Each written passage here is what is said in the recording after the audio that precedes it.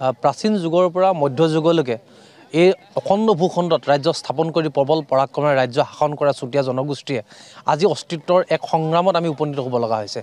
এই অস্তিত্বৰ সংকটৰ সময়ত আমি কেন্দ্ৰীয় চৰকাৰ তথা ৰাজ্য চৰকাৰক জনজাতিকৰণৰ জৰিয়তে জনগোষ্ঠীৰ উত্তৰণৰ কাৰণে বিভিন্ন সময়ত আমি দাবী উত্থাপন কৰি আহিছোঁ, যদিও চৰকাৰখনে কেৱল নিৰ্বাচনী ইছ্যু হিচাপে এই জনজাতিকৰণৰ বিষয়টো তেওঁলোকে ব্যৱহাৰ কৰি আহিছে।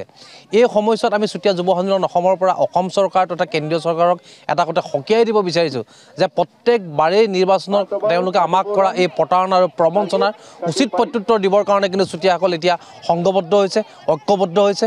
আৰু চুতীয়া যুৱ সন্মিলন অসমে গাঁওবোৰ বিচাৰি যাওঁ শিক্ষৰ কাৰ্যসূচীৰ জৰিয়তে অসমৰ প্ৰায়বোৰ চুতীয়া গাঁৱলৈ গৈ প্ৰত্যেকজন চুতীয়া জনগোষ্ঠীয় ৰাইজক সজাগ সচেতন কৰি আগন্তুক সময়ছোৱাত আমাক যদি আমাৰ ন্যায্য দাবী তেওঁলোকে পূৰণ নকৰে, তেনেহ'লে কিন্তু আমি এক ৰাজনৈতিক সিদ্ধান্তৰে তেওঁলোকক শলঠেকত পেলাবৰ কাৰণে আমি চেষ্টা চলাম।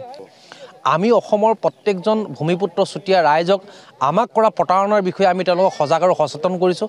আমাৰ নিশ্চিতভাৱে বিশ্বাস তেওঁলোকে উচিত প্ৰত্যুত্তৰে চৰকাৰখনক শলঠেকত পেলাব। 5 মাৰ্চৰ পৰা 11 মাৰ্চলৈ ধাৰাবাহিক আন্দোলনৰ কাৰ্যসূচী ইতিমধ্যে ঘোষণা কৰিছোঁ। 5 তাৰিখে লখিমপুৰত অৱস্থান ধৰ্মঘট, 7 তাৰিখে নগাঁৱত অৱস্থান ধৰ্মঘট আৰু 10 তাৰিখে যোৰহাটত আমি এক ধৰ্ণা